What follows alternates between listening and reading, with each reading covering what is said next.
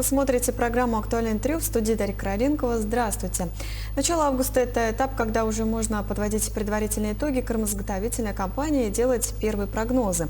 Лето для аграриев Якутии – это период, когда сжатые сроки и при непредсказуемых погодных условиях нужно успеть подготовиться к зимовке сельхозживотных. Сегодня в ходе кормозаготовительной кампании, обеспечения топливом и других актуальных вопросах поговорим с заместителем министра сельского хозяйства и продовольственной политики республики Павловой Сахаяной Афанасьевной. Сахаяна Афанасьевна, здравствуйте. Здравствуйте.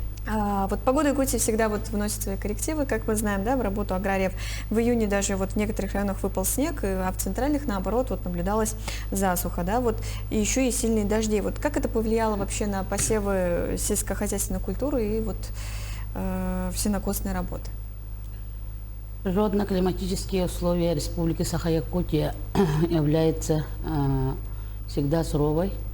Поэтому мы все прекрасно знаем, что у нас полюса холода доходит и до минус 71 градусов летом, зато у нас жаркое лето и доходит до плюс 36, до 38 градусов.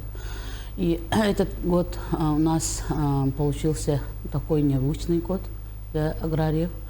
Именно природно-климатические условия этого года и в другие годы вегетационный период у нас очень короткий. Например, плюс 5, плюс 10 градусов – это 90 дней, а в целом вегетационный период в зависимости от года 120 дней, плюс-минус 10 дней – это в зависимости от года. Но в этом году мы все прекрасно понимаем ситуацию, да? Сначала были заморозки в июне месяце, но более-менее наши овощеводы и картофельное хозяйство справились с задачей. Но угрозы именно по посевам зерновых кормовых культур у нас по республике не было. А в августе месяце у нас затопление сенокосных угодий. Об этом мы все прекрасно понимаем. И здесь у нас ущерб именно на сегодняшний день 15 улусов, в том числе город Якутск, по затопленным сенокосным угодьям. А какие районы больше всего пострадали от паводка и будут ли вообще меры поддержки для них? Именно по арктическим районам у нас особые проблемы. Это, во-первых, Верхоянский район, Абыйский район, Мома частично, Аймаканский район, Среднеколымск, Эвено-Бадантайский район. Кроме этого, у нас затоплению подверглись Алекминский район. Я лично сама выезжала в Алекминский район. Кроме этого, у нас центральные районы, те, которые имеют сенокосные угодья на пойме среднего и низкого уровня. То есть это Кангаласский район, Мегино-Кангаласский частично, Усалданский, Намский, город Якутск. А обычно большую помощь, да, при нехватке сена оказывают именно мобильные бригады. В этом году сформированы ли такие бригады? В этом году у нас уже в муниципальных образованиях организованы мобильные бригады в количестве 62 единиц. На сегодняшний день план заготовки сена по всей республике Саха-Якутия составляет 423 тысячи тонн сена. Кроме этого, мы должны в этом году заготовить 29,9, около 30 тысяч тонн силоса и 14 тысяч с лишним, около 15 тысяч тонн сенажа в этом году. Кроме этого, у нас именно по заготовке сена имеются определенные проблемы. В некоторых районах уже организованы мобильные бригады, и на сегодняшний день у нас прогноз выполнения заготовки сена по республике составляет 88%. Кроме этого, у нас по республике Саха-Якутия на отдельных районах имеются объемы заготовки сена прошлого года в количестве 80 400 тонн. И плюсом у нас в этом году будут организовываться мобильные бригады. На резервный фонд кормов в этом году от Министерства сельского хозяйства и продовольственной политики республики, от правительства Республики Саха-Якутия по поручению нашего главы Арсения Сергеевича Николаева предусмотрено более 37 миллионов рублей. Ну, хватит, да, вот в этом Да, году? распределение мы по районам уже сделали.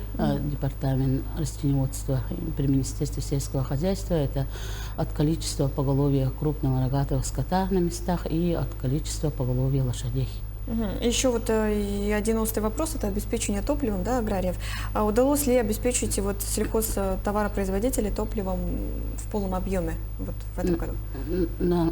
Министр сельского хозяйства Артем Александрович и министр гражданской обороны Лепчиков Дмитрий Николаевич очень оперативно отработали вот этот момент, также по поручению нашего главы Арсения Сергеевича Николаева.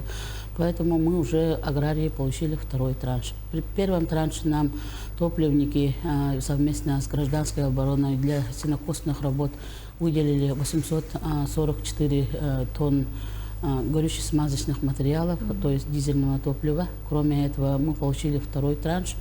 На сегодняшний день в объеме 735 тонн дизельного топлива и 290 литров тонн бензина на сегодняшний день. Но освоение идет по районам разное на сегодняшний день.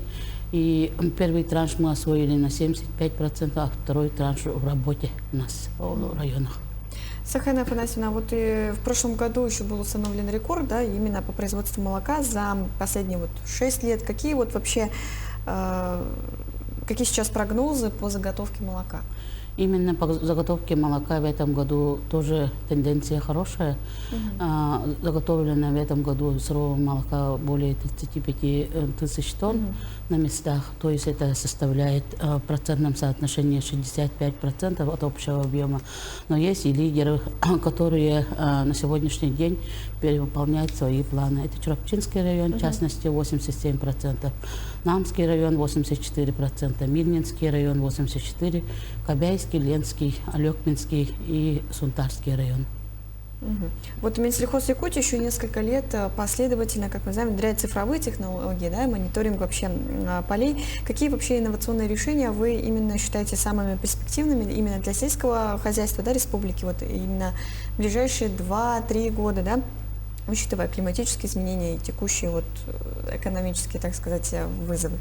Да. Ну, все мы понимаем, что сейчас век новой технологии, да, и вот в планах 17 августа будет внедрение ведомственного проекта Министерства сельского хозяйства, утвержденный правительством Республики Саха-Якутия, в частности, нашим куратором, зампредседателем правительства, Местником Сергеем Васильевичем.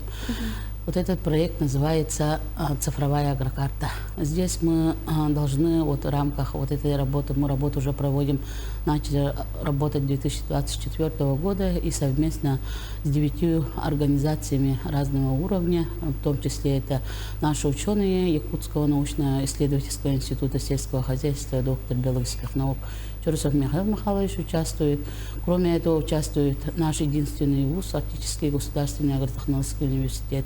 Это такой большой совместный проект. Наше подведомственное предприятие управления растениеводством и мелиорации. Кроме этого участвует БТИ Республики Саха-Якутия, да, и совместно вот с этими предприятиями здесь по инициативе именно главы Чурапчинского района в этом году, вот 17 августа, планируется презентация большого проекта «Сирье» в Чурапчинском районе, в селе Марыла. И здесь полеты уже первичные полеты были уже осуществлены. Это геодезический дрон, здесь работу проводили БТИ. Потом проводили работу вот ЯНИС, совместно посевные работы. Кроме этого, мультиспектральные агродроны тоже сделали свою работу. Участвовали преподаватели Арктического государственного агротехнологического университета с нашими специалистами Министерства сельского хозяйства и подведомственных предприятий. Да.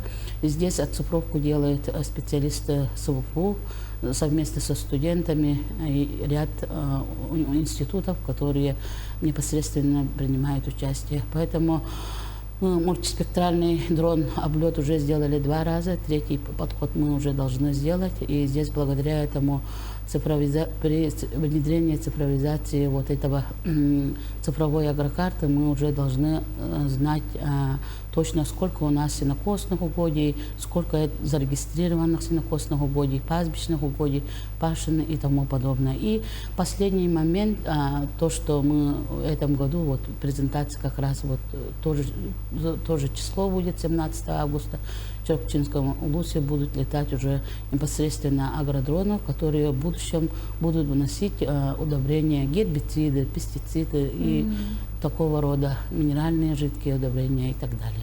А сейчас на сегодняшний день какие цели и задачи вот у министерства стоят? Ну, основные. Ну, у нас на сегодняшний день при Министерстве сельского хозяйства мы должны увеличить валовую продукцию.